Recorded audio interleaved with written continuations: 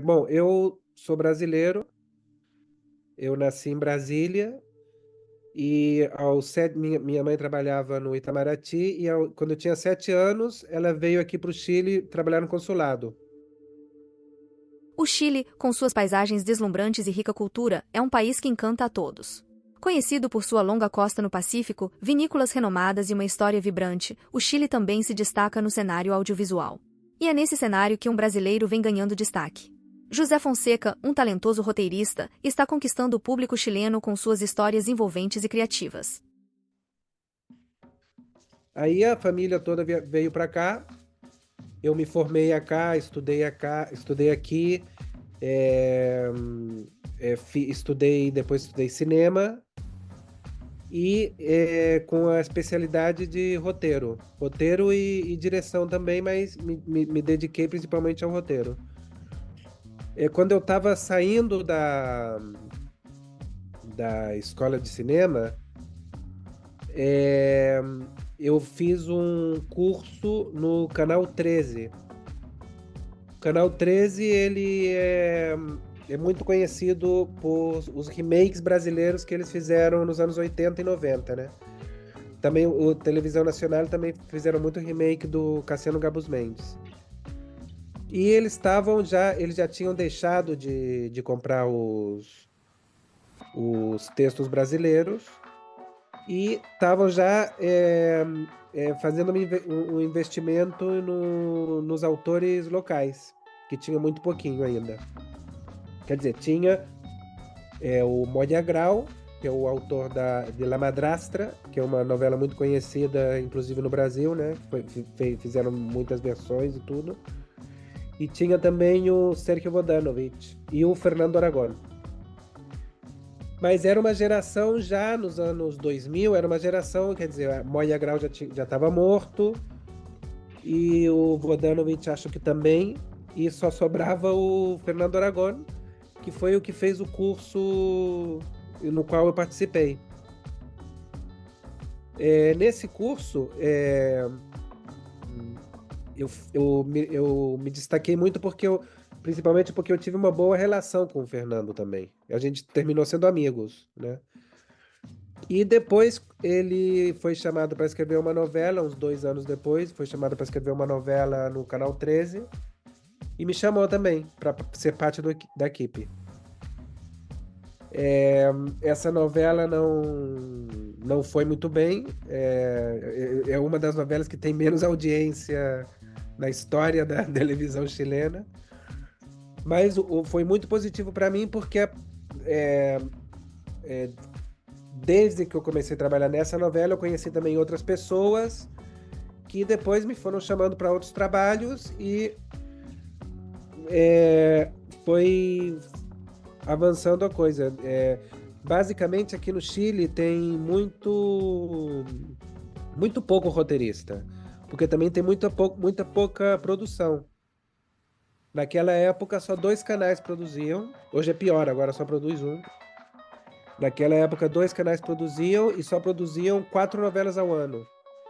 Então eram equipes de 5 pessoas, eram mais ou menos umas 20 pessoas que trabalhavam, né? Eu terminei agora, a gente terminou uma novela que ainda está passando, e agora a gente vai fazer uma adaptação de outra novela que a gente fez aqui em Megavision, mas para o Peru. José Fonseca sempre destaca a importância de se enturmar e criar conexões. Segundo ele, para um roteirista iniciante, essas relações são fundamentais. No competitivo mundo da TV, conhecer pessoas certas pode abrir portas e proporcionar oportunidades únicas. José acredita que, além do talento, essas conexões podem fazer a diferença. Eu me lembro que quando tinha 7, 8 anos, ou talvez um pouquinho mais, eu fazia histórias em quadrinhos, que é muito parecido a um roteiro, né? A diferença é que tem desenho. Mas é quase a mesma coisa que um roteiro, porque a história se constrói através de diálogos. Então eu fazia essas histórias em quadrinhos, aí depois, um pouquinho mais grande, eu escrevia cadernos com contos, depois um pouquinho mais grande, eu escrevia cadernos com romances. Os romances devem ser péssimos, mas pelo menos eu escrevia muito. Aí depois eu fiz os cursos de conto também aqui no jornal que é o El Mercúrio, que é um jornal muito conhecido. E esses contos eles foram publicados, foi a primeira vez que eu publiquei alguma coisa, porque eles tinham uma revista no jornal que publicavam os contos do cursinho que eles faziam. Então sempre esteve em mim esse assunto de escrever, uma coisa que desde pequeno já existia, sempre me acompanhou. Se você sempre sonhou em ser escritor, direcionar sua carreira pode parecer um desafio, mas com algumas estratégias, é possível transformar esse sonho em realidade. Primeiro, é essencial identificar suas paixões e interesses. Pergunte a si mesmo: que tipo de histórias você quer contar? Ficção, não ficção, roteiros, poesia? Definir isso ajudará a focar seus esforços. Em seguida, busque conhecimento. Faça cursos de escrita criativa, participe de workshops e leia muito. Aprender com os mestres da escrita é fundamental para aprimorar suas habilidades. Além disso, pratique diariamente. A escrita é uma habilidade que se desenvolve com a prática constante. Networking também é crucial. Conecte-se com outros escritores, editores e profissionais da área. Participe de eventos literários, feiras de livros e grupos de escrita. Essas conexões podem abrir portas e oferecer oportunidades valiosas. Não tenha medo de compartilhar seu trabalho. Publique em blogs, participe de concursos literários e envie seus textos para revistas e editoras. A exposição é importante para ganhar reconhecimento e feedback. Por fim, seja persistente. A carreira de escritor pode ser cheia de rejeições, mas cada não é uma oportunidade de aprendizado e crescimento. Mantenha-se motivado e continue escrevendo. Com dedicação e paixão, você pode alcançar o sucesso na carreira de escritor. E então, ainda é um pouco assim, a maneira de você entrar mesmo para trabalhar numa equipe é você conhecer gente. Não tem outra, realmente. Bom, e ter e levar jeito pra coisa também, né? Obviamente. Mas principalmente funciona com o que eles chamam aqui de pituto, que é você entra num emprego porque você conhece alguém que trabalha dentro, né? E aí, mais ou menos, todos os meus trabalhos foram assim. Eu trabalhei numa equipe, conheci outra pessoa, depois a outra pessoa vai fazer outro trabalho, me chama. E já vão uns 20 anos, mais ou menos, quase 20 anos, uns 18 anos de trabalho. O cinema chileno ultimamente tem tido uma notoriedade internacional muito grande, principalmente pelo Pablo Larraín, e pela produtora dele, onde também está o Sebastián Lelio, que foi o que ganhou o Oscar com La Mujer Fantástica. E isso é lamentável que seja uma iniciativa dessa produtora. É maravilhoso que eles tenham conseguido tudo isso, mas é uma iniciativa deles, praticamente, né? O Estado, como impulsor da cultura audiovisual, é muito deficiente ainda. Eles têm concursos, eles têm.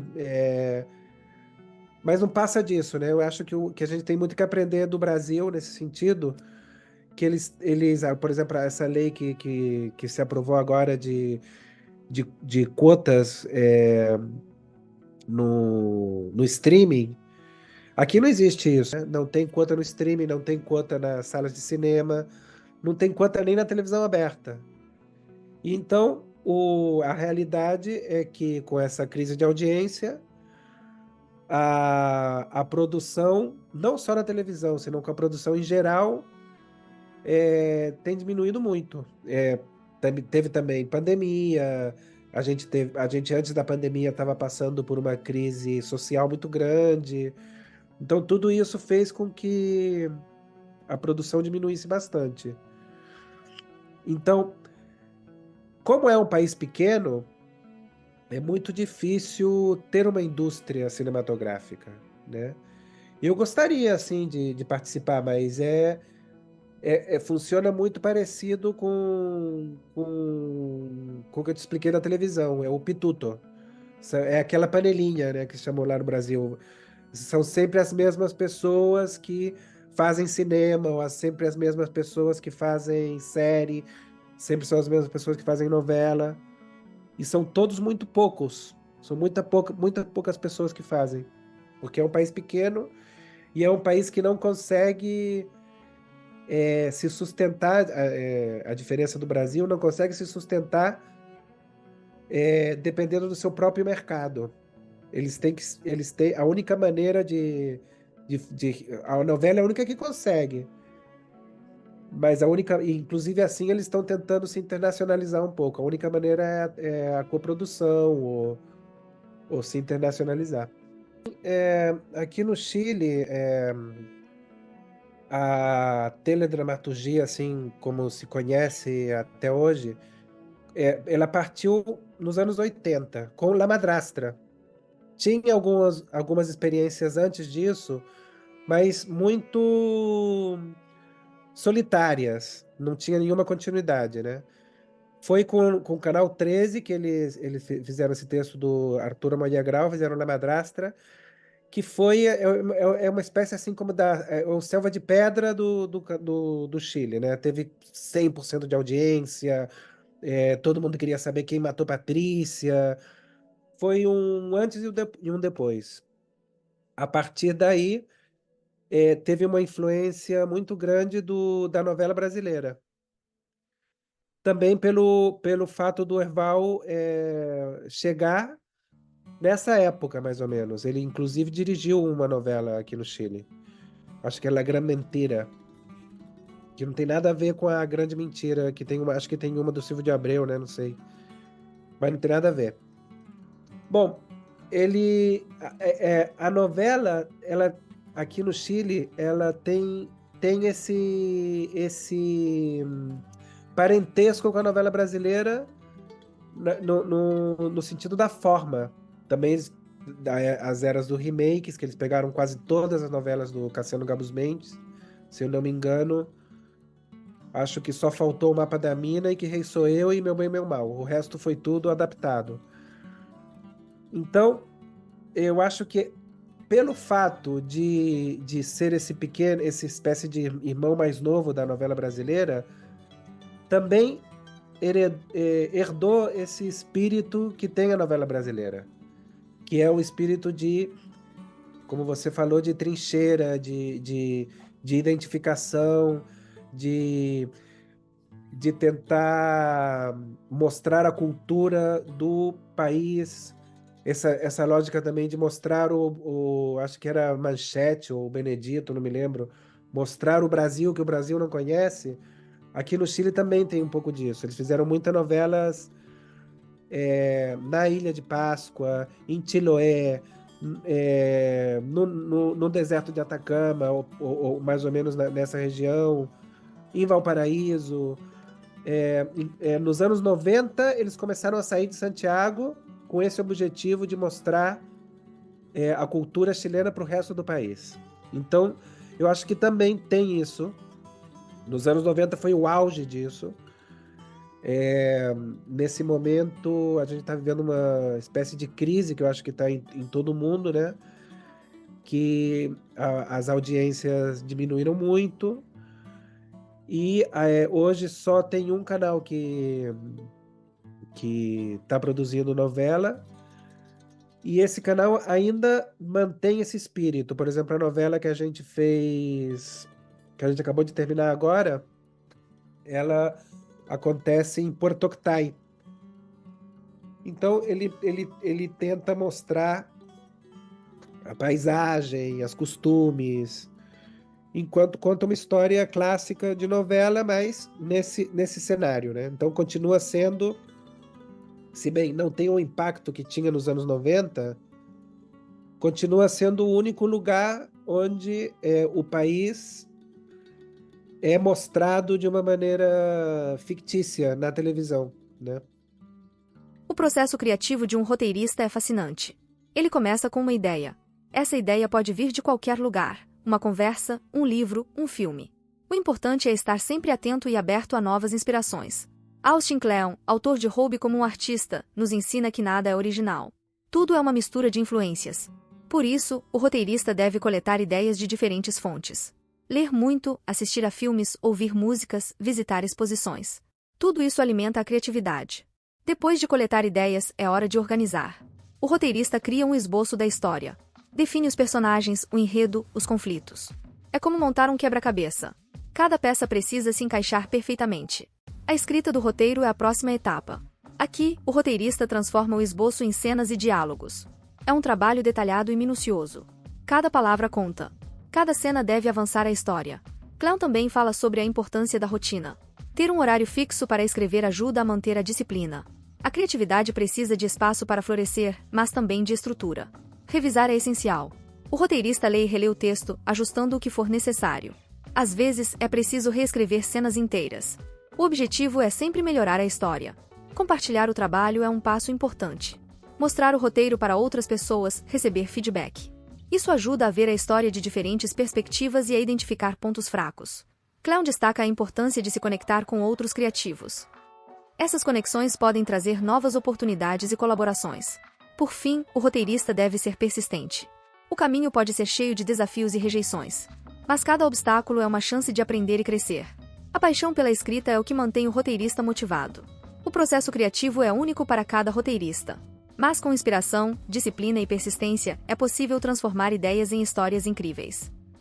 Eu acho que o processo criativo é bem misterioso mesmo, né? Eu não tenho uma técnica nem nada disso. Às vezes a ideia vem sozinha, às vezes eu procuro uma ideia e começo a mover as peças na minha cabeça para que apareça alguma coisa. Às vezes eu vejo um filme e acho que que poderia chegar a ser uma boa novela. Às vezes eu leio um livro e também acho que poderia pegar alguma coisa que poderia servir. Eu acho que é infinito nesse sentido, não tem uma estrutura fixa, né?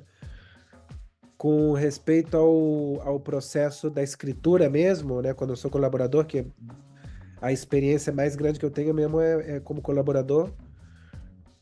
Eu acho que a melhor maneira de enfrentar uma cena, no começo é um pouquinho mais difícil, mas depois que a novela já está incorporada na tua cabeça, é não pensar muito. Quando chega a escaleta, você sabe mais ou menos o que tem que acontecer na cena e senta e escreve. Chega um ponto em que você passa a ser uma espécie de Chico Xavier. Você fica possuído por esses personagens. Você já tem as vozes dos personagens na cabeça, porque é um trabalho que você faz todo dia, durante meses. Então já não passa muito pelo intelecto. É uma coisa mais irreflexiva mesmo. E os personagens já existem, já tem uma personalidade própria, já tem uma voz própria. Você sabe o que vai acontecer, porque chega escrito na escaleta e você simplesmente escreve. Depois, eu leio a cena umas 3 vezes, mais ou menos. Aí sim tem um processo um pouquinho mais pensado, que geralmente você corta alguma coisinha, bota alguma outra, lê de novo para ver se não tem nenhuma coisa estranha, se não tem alguma falha de continuidade ou algum erro. Lê de novo para ver se os textos estão funcionando bem, né? O diálogo está funcionando bem, se tem ritmo. E manda. Mas é isso, eu acho que o legal mesmo da ficção é inclusive quando em algumas outras novelas que eu tive que escaletear também, o processo também é bem parecido, escutar a lógica dos personagens e escutar a lógica da história, né? É um processo bem intuitivo mesmo. Primeiro você cria esse universo, né? Você cria esse universo, você cria esses personagens, você cria as regras desse jogo. E depois, quando você tem que fazer os capítulos, você tem que simplesmente deixar que esse universo que você criou evolua naturalmente. E eu acho que essa é a melhor maneira de fazer ficção mesmo. Eu acho que eu li o Vince Gilligan, do Breaking Bad, ele falou uma coisa parecida, né? Que a graça é quando você está escaleteando e você se surpreende por uma coisa que você nem tinha pensado que aconteceu. E são os próprios personagens que te surpreendem também, né?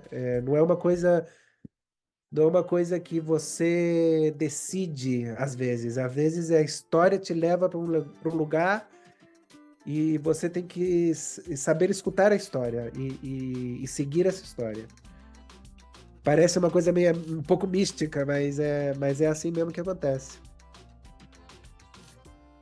Seguir a intuição e utilizar experiências pessoais são elementos fundamentais no processo criativo de um roteirista. Essas práticas não apenas enriquecem a narrativa, mas também conferem autenticidade e profundidade às histórias contadas. A intuição é uma ferramenta poderosa. Ela é o resultado de anos de experiências, leituras, observações e vivências. Quando um roteirista confia em sua intuição, ele está, na verdade, acessando um vasto banco de dados interno. Austin Kleon, autor de Roube como um Artista, destaca que a criatividade é um processo contínuo e que devemos sempre estar abertos a novas fontes de inspiração. Ele sugere que os artistas se permitam explorar diferentes áreas de interesse, pois isso alimenta a intuição e a criatividade. Utilizar experiências pessoais na narrativa é outra estratégia eficaz. As vivências de um roteirista são únicas, quando incorporadas às histórias, conferem um toque de originalidade. Ele acredita que as experiências individuais ajudam a criar personagens mais reais e situações mais verossímeis. Para um roteirista iniciante, seguir a intuição pode parecer desafiador. No entanto, é importante lembrar que a intuição se fortalece com a prática.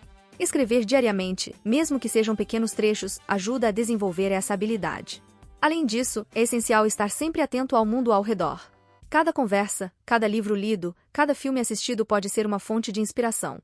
Ele sugere que os roteiristas mantenham um caderno de anotações para registrar ideias, frases e insights que surgem no dia a dia. Esse hábito ajuda a manter a mente sempre ativa e pronta para criar. As experiências pessoais também desempenham um papel crucial na construção de personagens. Um roteirista que utiliza suas próprias vivências consegue criar personagens mais complexos e tridimensionais. Essas personagens têm motivações, medos e desejos que refletem a realidade, tornando a história mais envolvente para o público. Além disso, compartilhar experiências pessoais pode ajudar a criar uma conexão emocional com o público. Quando os espectadores se identificam com os personagens e suas histórias, eles se envolvem mais profundamente com a narrativa. As histórias mais impactantes são aquelas que tocam o coração do público. Outro aspecto importante é a autenticidade. Quando um roteirista utiliza suas próprias experiências, ele traz uma autenticidade que é difícil de replicar. Essa autenticidade é percebida pelo público e ajuda a criar uma conexão mais forte com a história. Isso não apenas enriquece a narrativa, mas também torna o processo criativo mais gratificante. A intuição e as experiências pessoais também ajudam a superar bloqueios criativos. Quando um roteirista se sente preso, ele pode recorrer às suas próprias vivências para encontrar inspiração. Relembrar momentos significativos da vida pode trazer novas perspectivas e ideias para a história.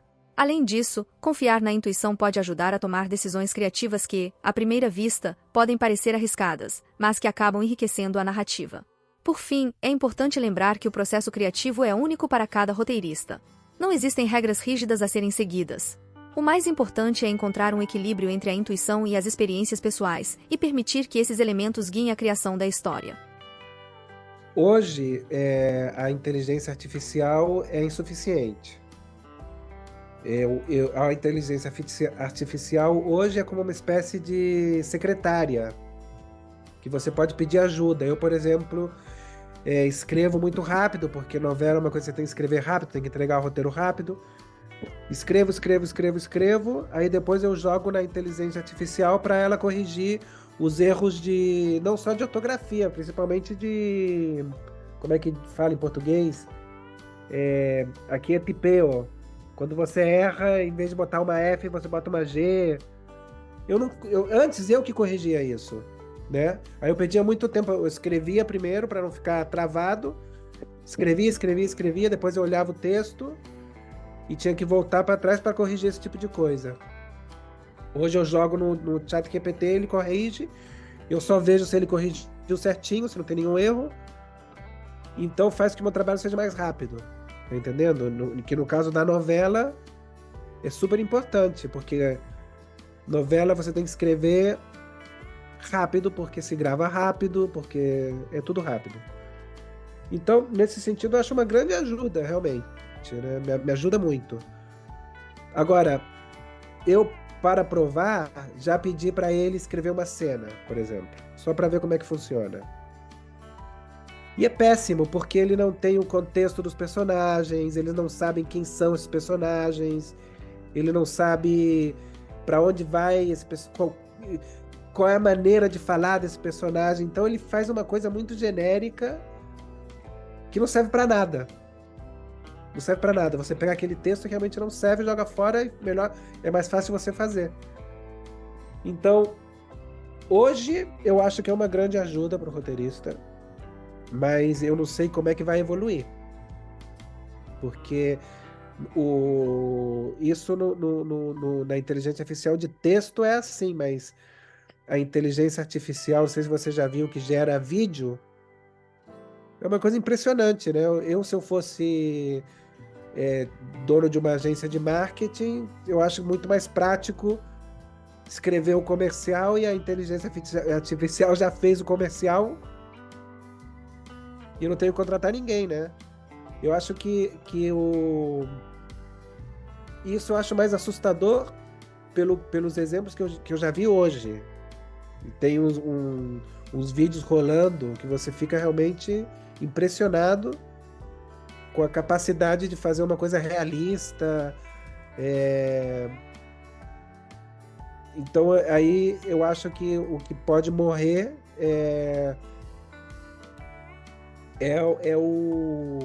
a realização audiovisual. Não sei se a gente vai chegar num ponto que vai ter filmes feitos assim. Mas eu acho que um comercial de televisão perfeitamente pode ser feito assim. E com isso é a fonte de renda de muita gente que vive disso, né? Eu acho que, se bem é verdade que a gente está passando por um momento meio crítico da indústria, né? Por causa dessa mudança de maneira de fazer ficção, né? Principalmente pelo streaming. Apesar disso, também está acontecendo, por causa disso também está acontecendo um fenômeno que antes não tinha, que era a possibilidade de qualquer um poder produzir o seu conteúdo, né? Antes a gente não tinha isso, só os grandes canais de televisão que podiam fazer isso.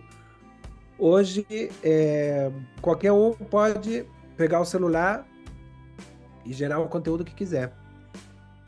Então, é uma espécie de. Quer dizer, tem dois lados isso, né? Por um lado, a produção diminuiu um pouco, principalmente na televisão aberta. É muito difícil entrar, mas por outro lado, o streaming também precisa de muita produção, né? Ele vive da produção. Inclusive, a gente está vivendo um momento em que tem um excesso de produção pelo streaming, né? E para que isso aconteça, é preciso de roteiristas, né? Então, eu acho que a gente está vivendo num momento de crise, mas que, como toda crise, vai se ajeitar de alguma maneira e a gente vai ter que aprender a escrever novela de outra maneira, um pouquinho mais adaptado à maneira em que se consome, né? Por exemplo, o exemplo da Netflix com Um Pedaço de Mim.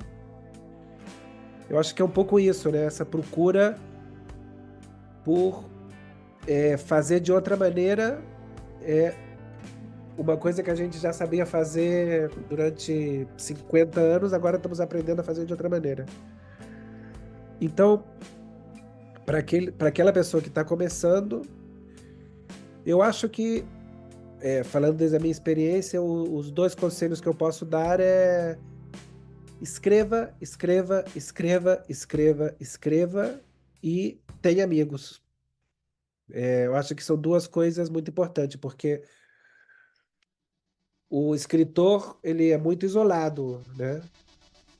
Mas ele precisa de ter amigos para poder entrar numa produção, para poder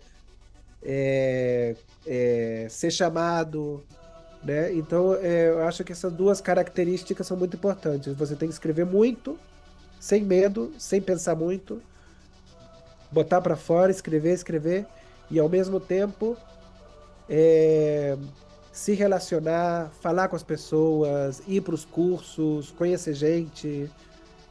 Eu acho que os cursos de roteiros, eu sempre tento, a gente também se conheceu num deles, né? Eu sempre tento, quando eu posso, voltar a participar, porque isso abre caminhos. Você conhece gente, e se você não conhece gente, você não existe. Nesse trabalho é assim. E se você não escreve, você também não existe. Você tem que fazer as duas coisas: escrever muito, se isolar para escrever muito, e se relacionar e abrir o mundo para que esses projetos consigam se realizar. Eu sou fã da novela brasileira. Eu vejo novela brasileira desde. Acho que a primeira lembrança que eu tenho de novela brasileira é Transas e Caretas, por causa do robozinho. Eu lembro daquele robozinho quando eu era pequeno. Então, eu adoro Gilberto Braga. Tento ver tudo de Gilberto Braga agora que tem Globoplay. Tô tentando ver tudo do Gilberto Braga. Seria um sonho, claro que sim, adoraria. Adoraria escrever uma novela no Brasil. Muita gente quando vai, geralmente a gente vai para o Rio, porque minha família é de Niterói, e eles adoram o clima, adoram a comida. A gente gosta muito de, inclusive a gente vai agora, esse fim de semana, do 9 de agosto, a gente vai lá ver o show do Caetano com a Bethânia. Vamos, eu e minha mulher só. Vamos deixar as crianças aqui, vamos pegar o fim de semana lá e voltamos, porque temos que estar aqui por causa deles, né? Mas se não fosse por isso, acho que a gente ficaria mais tempo.